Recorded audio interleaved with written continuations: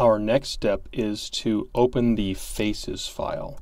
So for this one, I'm just going to bop on over into Lesson 9 folder and open this one up.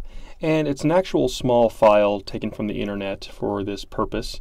It's very small and we need to make it bigger. So we can zoom in a little bit. So the maximum we can get at this size is 200%, but we can make it bigger. We would go to the image size thing, so that's Command Option I. And we're going to increase this. We're going to go change to percent and change this to 400%.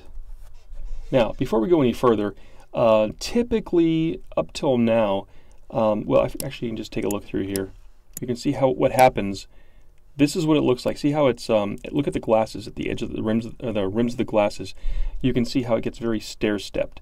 Okay, that's because this is a low resolution image. I mean, look at the nostril too. And what happens here is that in this window, when I let go of this, it's going to smooth it out. But it's kind of a fake.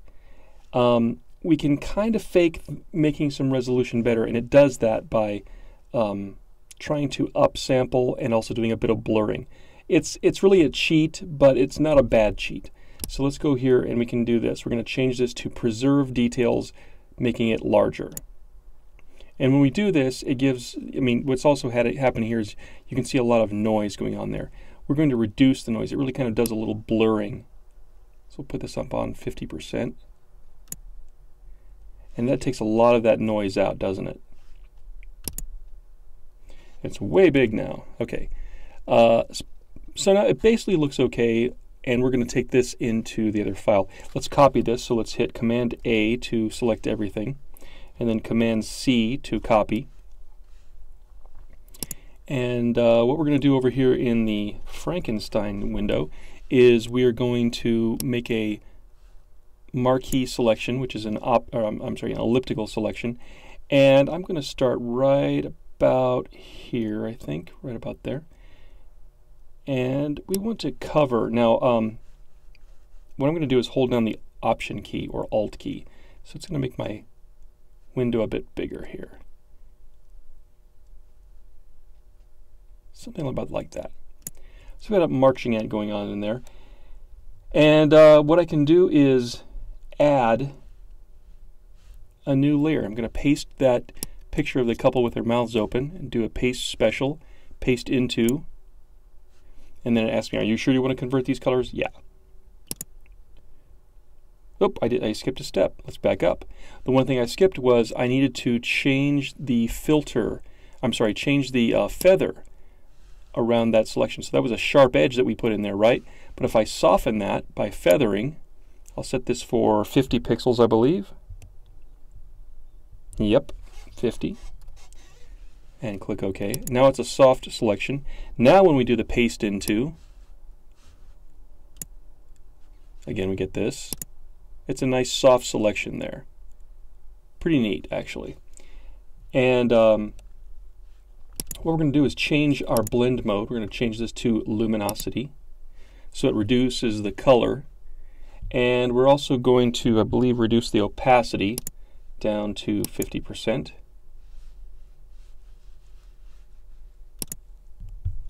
That looks pretty good. We are going to save this. So actually, we'll do a save right now, just on the PSD, Command S, and we're going to convert this. So this is going to be turned into a CMYK file, which is best for doing print. So image mode CMYK, and it'll ask you these kinds of questions. Do you want to fully rasterize? Now it's really only asking about that one, or actually the tombstone files. And we will go ahead and rasterize those. And then it asks us, do you want to merge all the layers? And I really am not a fan of merging all the layers for doing this, so I'll just say don't merge. You're about to convert to CMYK. I know that. Click OK. And you might see a slight color change in here, but it doesn't do a bad job. And for our last trick is that we're going to save this also as a PDF. So for this one, we'll go to the File menu, Save As, and change the format to Photoshop PDF. And now it's called curse.pdf, and that's fine. and there's going to be a window here in just a minute, the Save Adobe PDF dialog, and it basically asks us, do you want this to be backwards compatible with different versions of Acrobat and things of that nature. The only thing we might do here,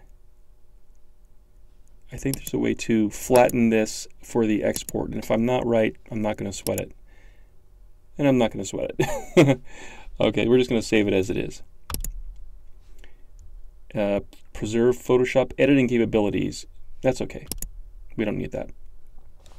And now it's taking its time saving over here. It's about 10% saved.